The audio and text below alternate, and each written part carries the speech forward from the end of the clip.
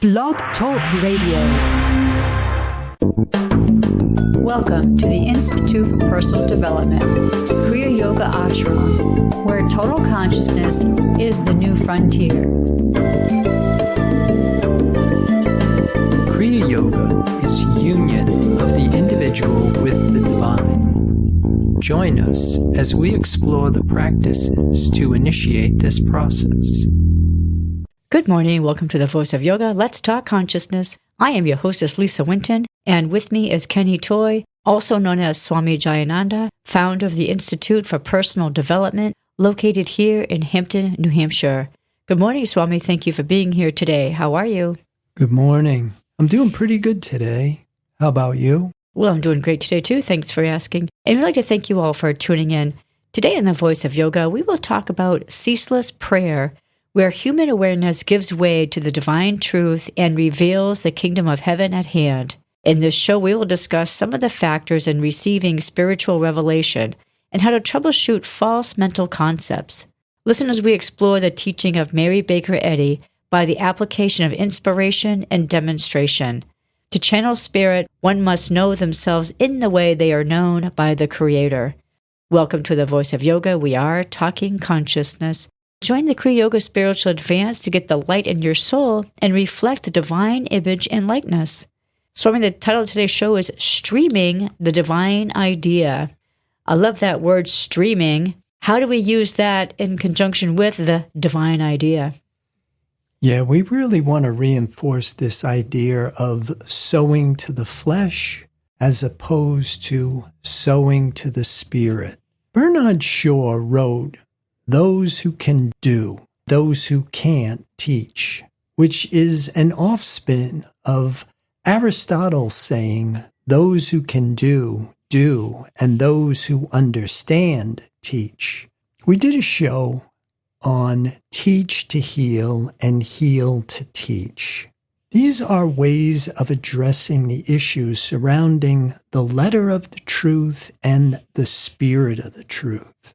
And in today's show, we're going to focus on the spirit of the truth, which comes by receiving revelation. We focus on reasons why we are not demonstrating divine law with scientific certainty collectively. So I think that maybe the first thing we need to do is let's talk about the difference between the letter of the truth and the spirit of truth.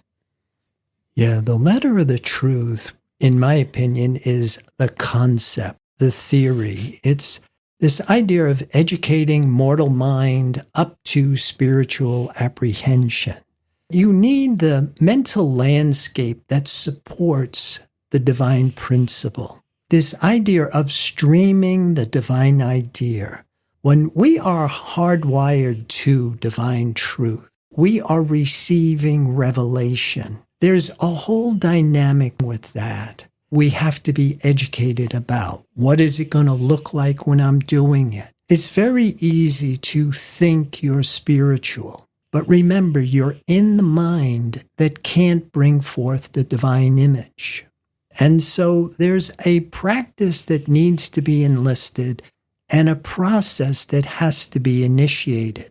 This idea of going from belief to faith to understanding. Initially, we'd start with a belief in the divine creation. Then we also have to learn how to master the mind-body complex, because at some point, we must walk reason through the open door of revelation. Graduate from identifying ourselves mentally and materially, knowing ourselves spiritually. Without having spiritual identity, we have no rule to demonstrate the principle.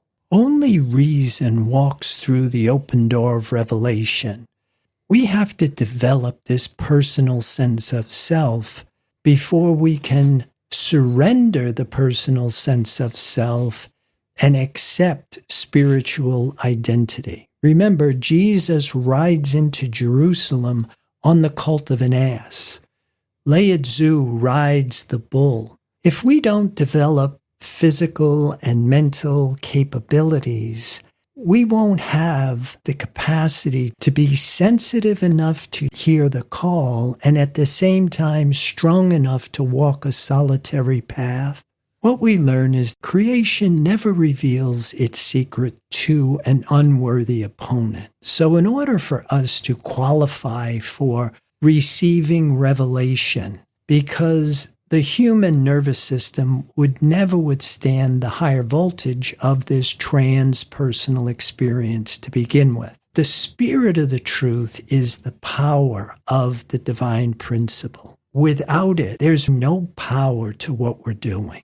So if all we understand is the letter of the truth and we're working with the mortal mind, we're at the same level as the law of karma, walking defenseless among these non-existent powers that will seem to kill you.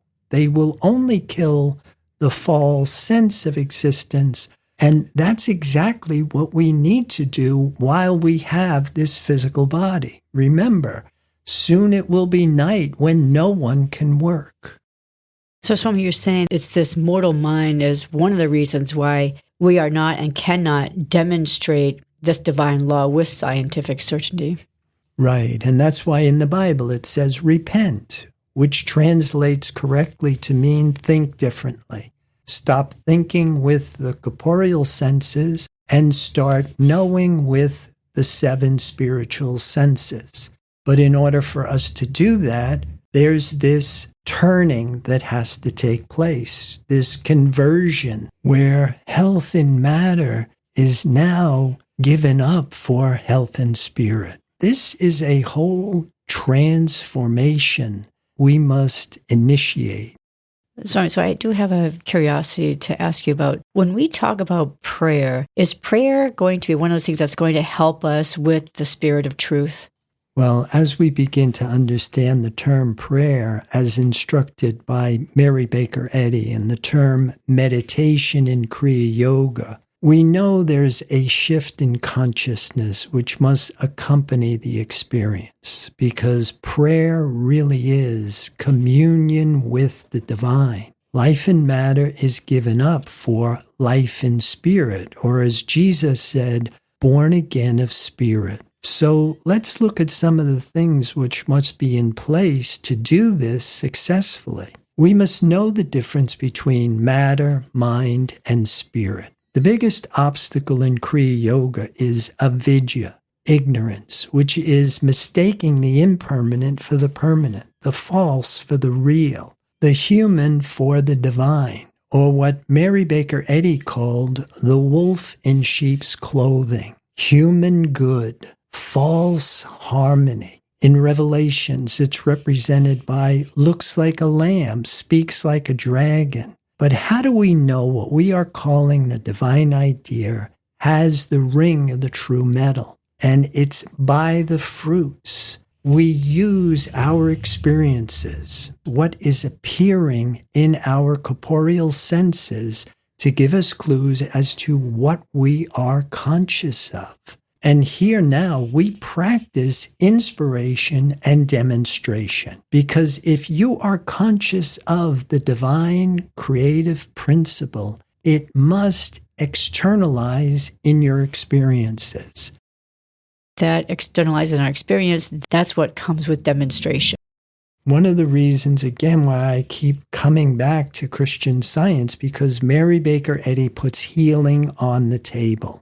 Everything else seems to skirt it because it's not easy to do. It's a very detailed, intricate science, and you have to know it, just like building a website, computer science, just like fixing an automobile or building a computer. All of this stuff has procedure, and to know the truth that makes you free is way more complicated than Orthodox religion has even imagined it to be.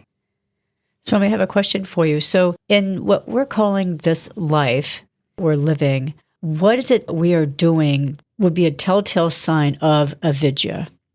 Well, I think the biggest and the most important would be the most shocking, which is persons, places, and things. This world. Orthodox religion seems to think God created this world. And that has become one of the biggest barriers to understanding the divine principle. Belief in matter, belief in what is not the divine creation.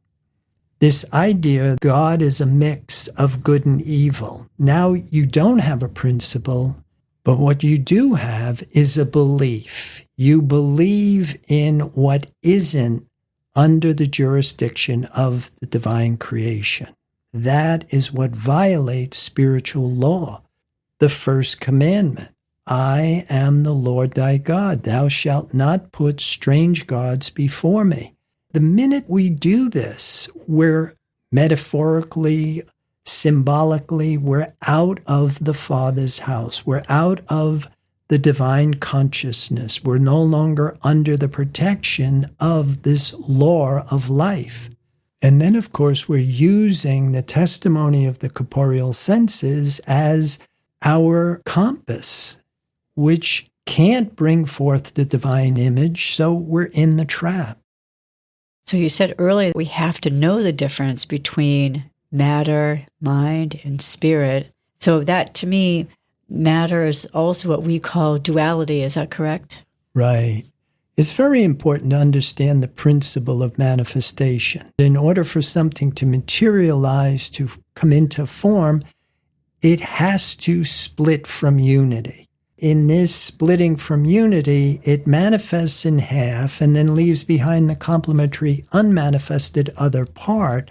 And that was a way of representing reality with a trinity. And we visit these different dimensions every day. When consciousness is in the physical body, we experience the waking state. The waking state is dualistic. We know this because we have recollection from our experience with it. Because nothing is whole and it's in half, there's a point of departure. That contrast enables our senses to perceive what's before them. The next shift in consciousness is the dream state, when consciousness leaves the physical body, moves into the astral mental body, which is the complementary unmanifested other part. And we know it's dualistic because we have recollection from our experience with that dimension. Now, when consciousness leaves the astral mental body, moves into the causal spiritual body, this is the sleep from which we return, where we have no recollection. This is the regenerative, the restorative, dreamless state. And the reason we have no recollection from our experience with this dimension is because consciousness has returned to the unified state. So we have direct experience with the divine idea, but we're not conscious of it. And so we either believe in it or we learn to master the mind-body complex, activate spiritual sense, and then start streaming the divine idea, reflecting the image and likeness of the divine creation, as opposed to stuck in this belief in two powers and this cycle of death and rebirth. So, Swami, let's talk about a saying that you always say, the physics of spirituality. Can you review that with our listeners? Yeah, like attracts like. And if we identify with ourselves physically, we are basically using what is visible and tangible to produce a feeling in the mind-body complex that I'm okay. If we graduate from things visible and tangible and we move into, again, another dualistic source or resource, the whole realm of thought, which is invisible but tangible. And if we are using things invisible but tangible for validation, we have made a shift in consciousness, but we are still at the same level of consciousness. We're still under the government of duality. We still have a belief in two powers, and we're not free from this karmic law. But if we then rebirth the body in spirit, if we internalize that which is invisible and intangible in the physical body to be used as a symbol for validation. Now, we have changed the pattern of the body. In order to do that, you have to get rid of the quote-unquote original sin, the symbol that the physical body comes in with, what Mary Baker Eddy called animal magnetism. But you don't just kill the body. Remember, we want to ride it into Jerusalem. And so with the support of the body, you internalize the invisible, intangible omnipresence as your symbol for validation. The Bible calls this to love God. Most of us are looking for food, for mother, for approval, for validation. That keeps us in the trap. But the physics of it is like attracts like. It's like when you're born, you are carbon steel, and the outside world is a magnet. And so the pull is very strong for you to the outside world. And what we need to do is what they did with steel. They refined it. They turned that carbon steel into a non-magnetic stainless steel. And by enlisting strategies like skillful use of thought, skillful use of breath, skillful use of water, skillful use of food, skillful use of exercise, we refine the mind-body complex to make it a hospitable environment to invite the invisible, intangible omnipresence into consciousness. We're going to pause right here to hear a word from our sponsor. So listeners, we'll be back with you in just a few moments. Kriya Yoga Theory 1, Human Development and the 8 Essential Stages of Kriya Yoga. This program is a comprehensive course that will help you get your arms around the science of Kriya Yoga. It provides a clear understanding of the goals and objectives behind yoga, along with the physics of spirituality. It includes the practices, supportive concepts of Kriya Yoga, and the process in human development, apotheosis, the process of the human becoming divine. A complete guide on how to become a human in the adult state. Get the light in your soul and experience the simplicity and joy of union with the divine. This course is available in live classes at the ashram or online with 8 videos or 4 CDs. Visit our website, www.ipdtransform.com, for more information. Welcome back. For those who are just joining us, you're listening to The Voice of Yoga, and we are talking consciousness. So, Swami, maybe just to summarize what you were saying about like attracts like. So I think what you're saying is we cannot practice inspiration and demonstration while we're drawing from this outside world, which is fear, pride, limitation, so on.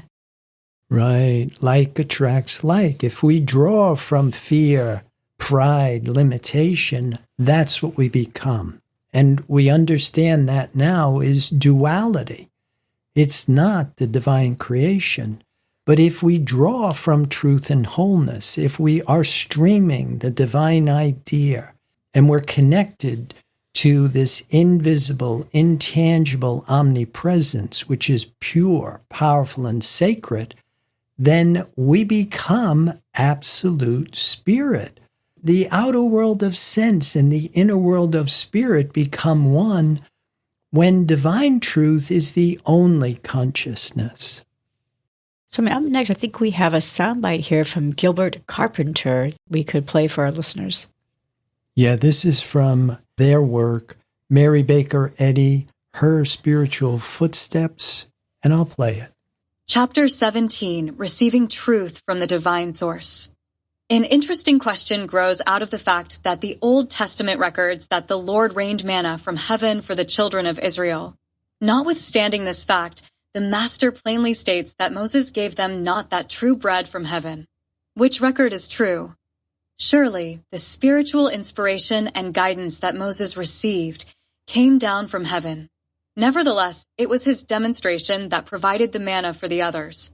Hence, to them it was an influx that came not through their own demonstration, but through that of Moses.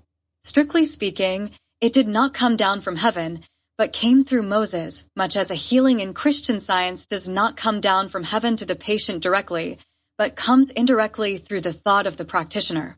It is the difference between the light of the sun coming to Earth directly or being reflected by the moon as a secondary light. Following the logic of this reasoning, we must conclude that Moses did not give them the true bread from heaven. In truth, no one can give another the true bread from heaven, since only that which is the fruit of one's individual demonstration is true bread from heaven, that which flows directly from God to man. Similarly, Mrs. Eddy demonstrated the true bread from heaven. She learned how to be taught of God and received the influx of revelation directly from the divine mind. Although Mrs. Eddy has left this vast spiritual source for our partaking, yet, to us, it is not the true bread from heaven as long as we are content to feed on her inspiration. The bread that cometh down from heaven is our true bread when we gain the ability that Mrs. Eddy had and taught, namely, to reflect this inspiration directly from its divine source.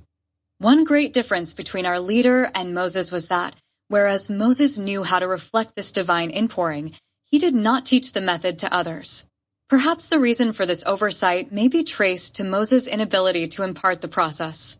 Mrs. Eddy not only reflected this heavenly essence of good, but she recorded the rules for so doing that all who run may read and follow. It is one thing to drink of the living water furnished by one spiritually endowed, and another to gain for oneself the understanding of how to gain that living water. Yet, no one is a true Christian Scientist until he makes this demonstration. No one can call himself Mrs. Eddy's true follower merely because he or she appreciates and partakes of the living water she has furnished. Go, and do thou likewise is the demand of infinite love.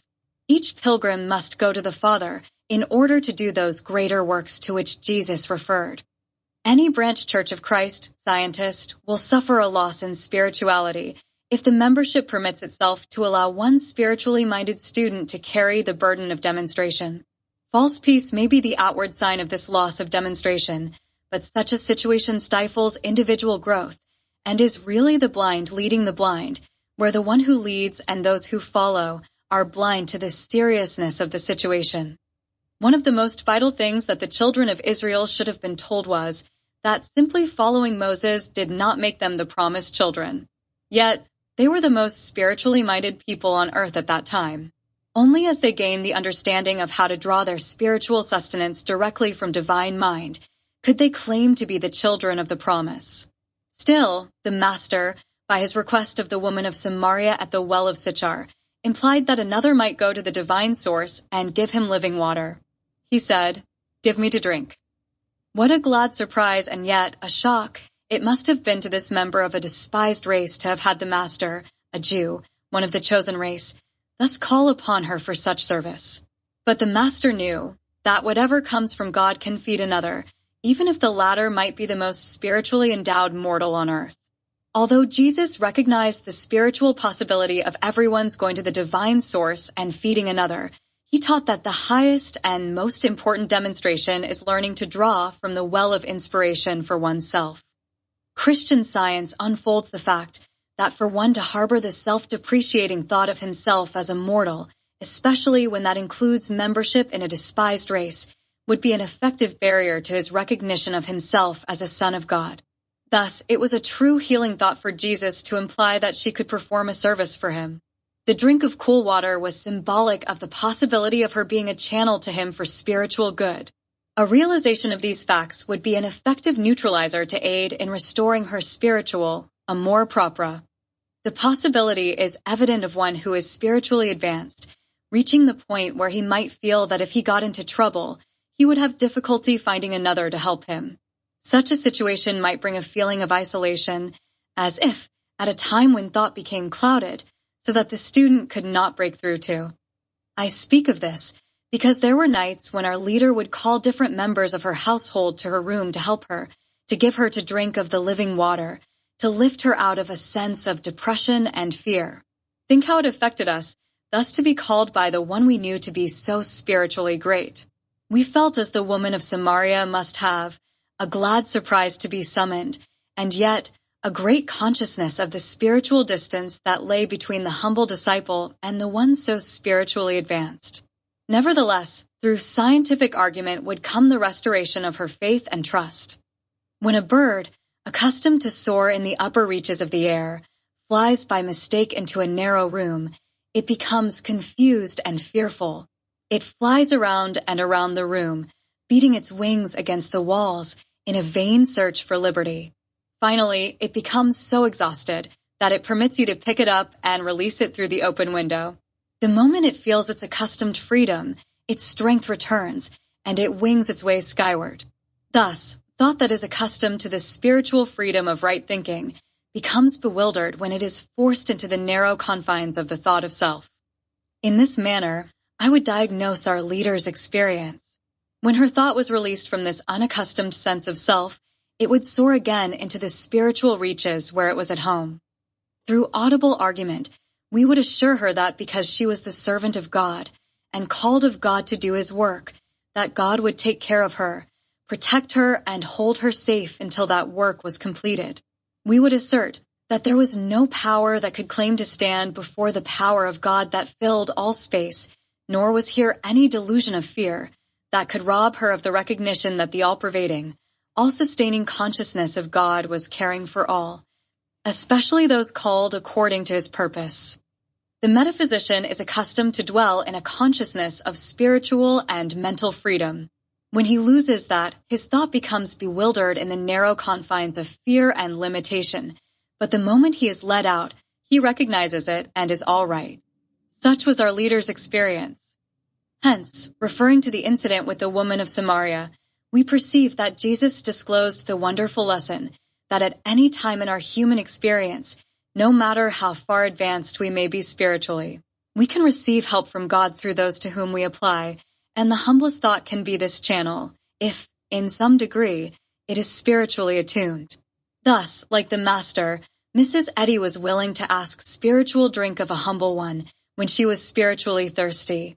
It is probable that the Master was not in need of a spiritual touch from this woman, but it was necessary that he ask her, in order to set forth the lesson and thereby encourage the sweet and simple thought by revealing its possibilities as a channel for good.